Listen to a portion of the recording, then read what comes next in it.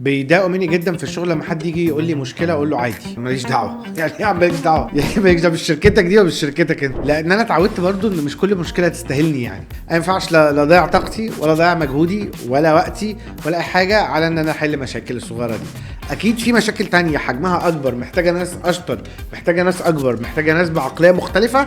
اكيد دي دوري، ده دوري. انت لو سحلت نفسك في الحاجات الصغيره اصلا مش هتشوف الحاجات الكبيره، وهتتسحل وهتطلع عينك في مشاكل صغيره، وده ما عملش وده ما شافش وده ما بصش وده ما راحش وده ما جاش ودي فرقعت ودي فتحت. بس عايزك تسال نفسك سؤال كده، هو انا لو ما دخلتش حليت الدنيا هتمشي ولا هتقف؟ لو طلعت هتمشي يبقى دي مش بتاعتك.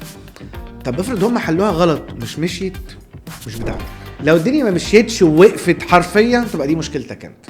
فاحنا بنحط المشاكل مربعات للناس في ادارات مختلفه بيزد اون مين اللي يحط ايده في المشكله دي فتمشي، فيبقى دي مشكلته. فانت كفاوندر او اونر بتعمل شركه مهما كانت صغيره، لو المشكله دي هتعدي يعني يبقى مش مشكلتك. ما دام عدم تدخلك هيخلي الشركه ماشيه تبقى مش مشكلتك.